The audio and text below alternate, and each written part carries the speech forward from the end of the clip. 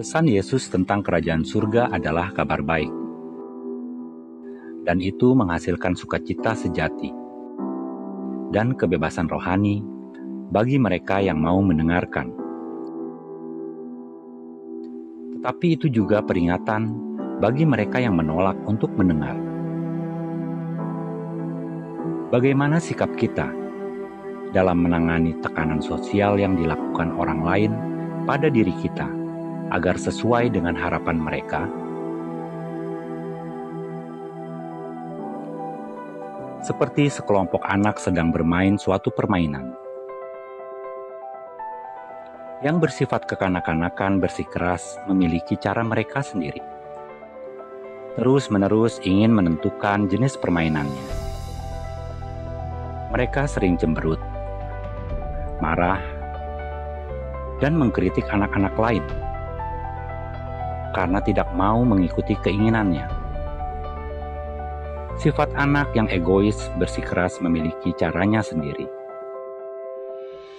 Demikian juga generasi saat itu. Mereka menolak Kristus karena Yohanes Pembaptis dan Yesus tidak memainkan permainan yang mereka inginkan. Mereka menolak Yohanes karena tidak menari ketika mereka ingin bergembira, dan mereka menolak Yesus karena dia tidak berduka ketika mereka ingin berpuasa. Mereka yang keras hati mengharapkan Yohanes dan Yesus menyesuaikan diri dengan harapan mereka dan menolak rencana Tuhan mengubah keinginan mereka. Hamba Tuhan selalu serba salah. Hidup seperti Yohanes Pembaptis salah. Hidup seperti Yesus juga salah. Setiap orang yang sungguh-sungguh percaya, seorang hamba atau pelayan Tuhan, harus selalu siap untuk disalahkan. Kita harus belajar mengesampingkan pendengaran telinga kita terhadap kritik-kritik yang tidak berdasar. Tapi, bukan berarti menolak semua kritik. Orang yang tidak mau mendengar kebenaran firman Tuhan akan selalu punya alasan. Khotbahnya terlalu panjang atau terlalu singkat, terlalu umum atau terlalu sukar untuk dimengerti, terlalu monoton dan lesu, atau terlalu keras. Manusia berpikir bahwa cara Tuhan sangat tidak logis untuk menyelamatkan. Tapi mereka mau agar cara manusialah yang dipakai sebagai karya keselamatan. Itu memberi kita peringatan bahwa tanggung jawab orang-orang yang percaya memiliki hak istimewa jauh lebih besar daripada tanggung jawab orang-orang yang belum percaya.